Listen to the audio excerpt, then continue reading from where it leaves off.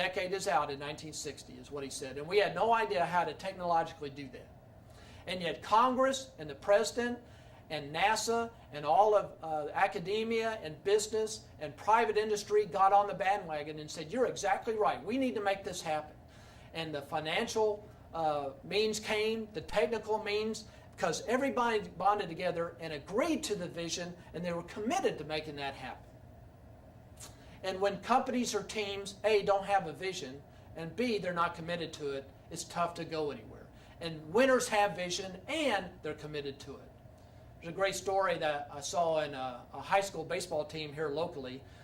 Their goal was to get to Austin and play in the high school 5A championships.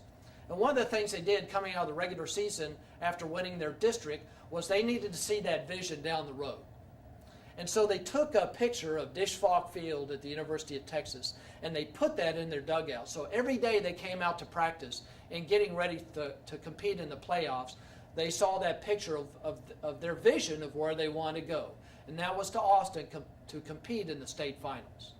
And because they saw that vision and they were committed to that vision, they did very well in going through the state playoffs and reaching their goal. Those are the 8 characteristics that really make up why winners win, that set winners apart from everybody else. And I'm going to tell you, frankly, I struggle with a lot of these. I'm not where I need to be on all these categories. I struggle with a lot of these, and I talk to myself when I give this presentation, as well as talking to you and to a lot of people that I share this presentation with. I struggle with a lot of these, and I'm trying to do better. But I'll go back to that guarantee. This stuff is powerful, and this stuff works.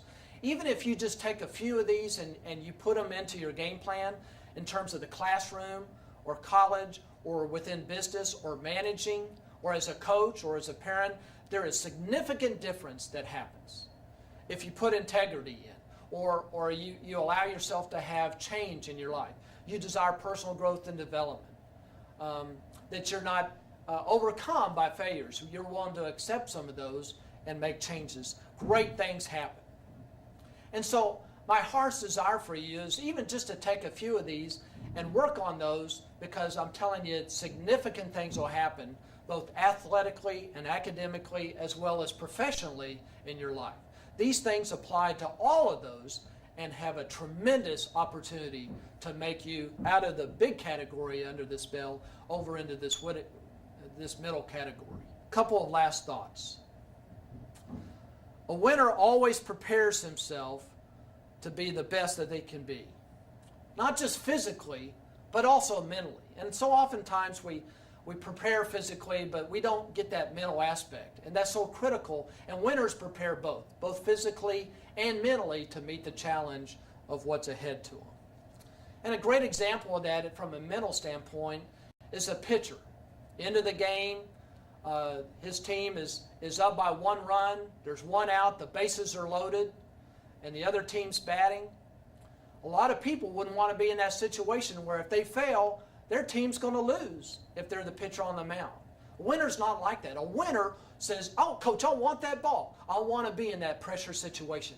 I want this challenge with all these guys loaded out on the bases, and there's 1 out, and we're up by 1 run. I want that challenge. I want to be the guy with the ball. Or where there's a tight infield situation, a lot of people that aren't winners will sit back on their heels and say, gee, I hope that the ball doesn't come to me because I don't want to make the mistake of the ball and then we lose the ball game. That's not the way winners are. Mentally, winners say, I hope the ball comes to me because I want to be the one to make that play. In the same way as a batter. 9th inning, 2 outs, runner on second, where you have an opportunity to win the ball game by driving in that winning run on second base. A lot of people wouldn't want to be in that situation where there's a lot of pressure to perform and succeed, because whether you win or lose is whether you drive that guy in from second base. But winners want that opportunity. Coach, I want that at-bat. I want to be the person to go to the plate that drives in that run. I want that opportunity. I may fail, but I want to be the person out there that does that. An athlete that is unprepared, that's unfocused, that's shying away from critical situations can't get into that winning mentality. It can't get into that winning opportunity over here on this part of the bell-shaped curve. They end up being something less than winners and even losers. Winners are prepared mentally and physically, and they're prepared to take the challenge. And so the bottom line that I want to share with you out of that is the difference between winning and losing isn't measured on the report card or in your performance appraisal on the job or up on the scoreboard athletically. The difference between losing and winning is measured right here in the heart. So when a winner walks off the baseball field, he doesn't have to turn around and look at the scoreboard to decide if he was a winner or loser. He knows he was a winner independent of what the score is on the stadium scoreboard, because he knows he's done everything he can and given everything he has out on the ball field, and he's a winner in his heart. He doesn't have to see that scoreboard to tell him one way or the other. At the conclusion of Why Winners Win, let me share with you a quote from Skip Bertman, the great coach from the LSU Tigers that has won numerous national championships. He wrote something in an article that I think plays right along in this winning mentality. And I think it'll really touch your heart, and I want to share with you what he said. What he said was, call it commitment, a relentless, never-ending desire to keep improving, never being satisfied with ordinary accomplishments. Catch this, only mediocre people feel they are always doing their best. Only mediocre people feel that they're always doing their best. The excellence seekers are always looking to improve. And that's just not in baseball, it's in every walk of my life, he said. I want to be a better father, a better husband, a better friend, a better neighbor. And that's the basis of the success I've had, he said. And then he closed with this in his article. He said, the excellent race has no finish line. Even though you've done really well, excellence seekers come right back the next year and wanting to do better. You don't say, well, I achieved my goal. You don't say, well, I got a B or a C this year. I can kind of coast on that with mom and dad for another year or two. Or I got an A and I can coast on that. Or we won the district championship this year. Well, we can kind of slack off and just coast on that as a coach or player for the next few years before the pressure really builds up. No. Winners take exactly what they've done and said, we're not satisfied with that. We can still improve. There's areas that we can do better, and we're looking to make those improvements to even come back and excel beyond what we did this past year.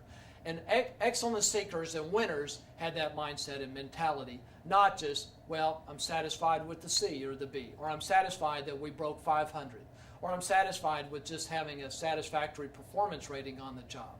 They come right back and said, no, my heart's desire is to do better. And I'm going to make some corrections so I can get to the next level, so I can continue to improve in reaching that winner's plateau. So I want to thank you for letting me come and share these 8 points on why winners win. And my heart's desire is for you to incorporate some of these things both professionally and academically as well as athletically, because these have a tremendous opportunity to make a big difference in your life and allow you to become a winner. Thanks for letting me come and share that.